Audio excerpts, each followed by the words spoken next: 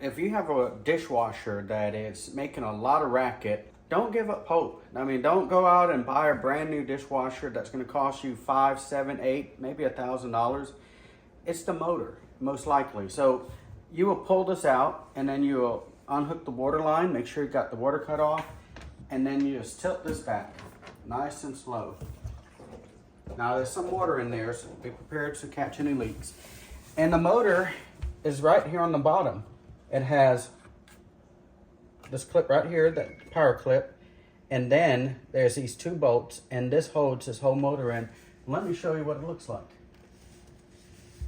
That's it. That's all there is to it. It will literally slide into there once I pull that out. This right here cost me every bit of maybe about $40, and it's gonna solve the problem. Instead of going out and buying a brand new washing machine, you can do this yourself. Man, who's got the money to blow like that? So I'll show you how I'm gonna do this. All right, before you take the motor out, go ahead and open the door. Now you can do this while it's still in the compartment. You will see this little lever in the back. You just grab it and twist it. You're not gonna break it. Twist it to the right or pull it to the left, and it will come out as one unit. Lay that to the side. And then you're gonna have kind of like this strainer basket. Just reach in there and pull up. And then the screen will come out. Now you're gonna have to get your Torx bit, and there's 2 Torx screws here. 1 and 2, actually 3, and it'll pull this out.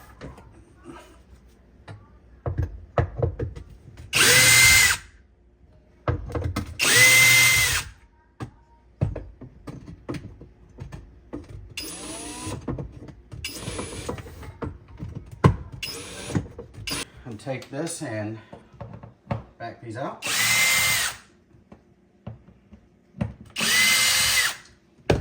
Now there might be some water spill out of here.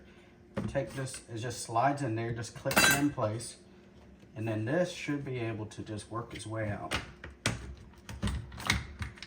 Look at that, just like that. And the pump actually stayed in there. Okay, I may have to open the door. In fact, I know I'm gonna have to. Now this one's a little nasty because I had some water actually sitting in it for a few days while we waited on the part. Now there's 3 screws, 1, 2, and 3. Grab those screws. Oops, I dropped it down there, I'll get it. And then this will pull straight up.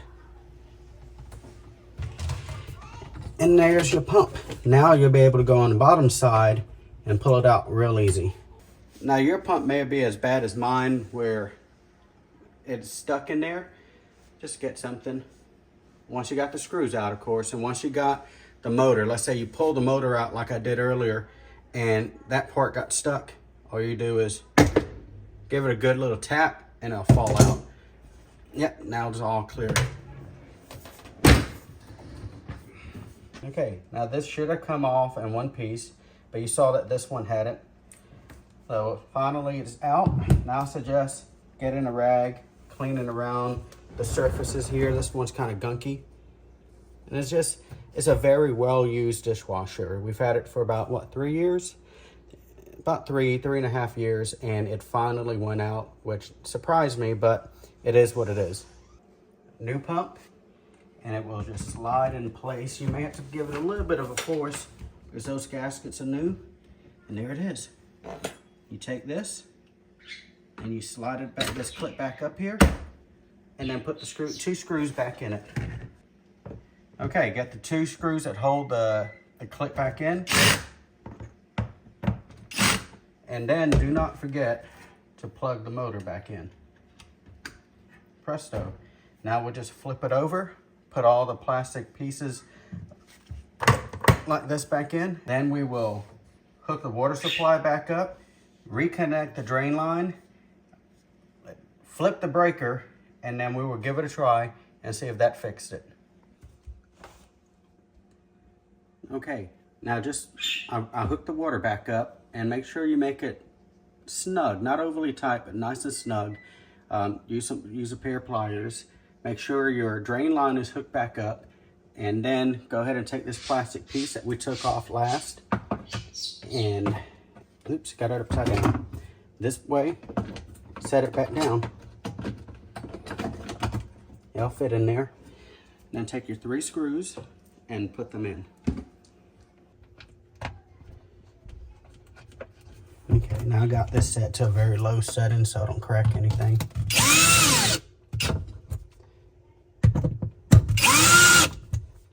And then I can't reach it with this. I have to use something else.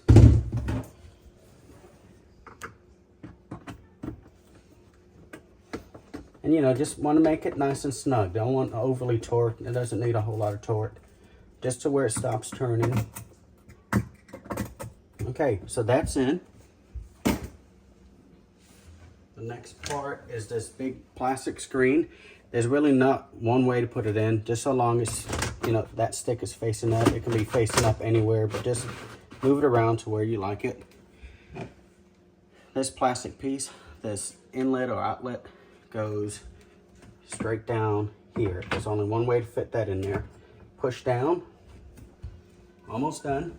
And then this has a tendency to come apart. Here, this is the top side, this is the bottom, so handle's sticking up. Doesn't go like this. It goes, this slips over it right here. And then you're oriented that way. Push down and then twist it to the right till it clicks. And now that's installed. So all I got to do is go flip a breaker and turn the water back on. Okay, again, water is hooked back up, drain line's hooked back up, breaker is on.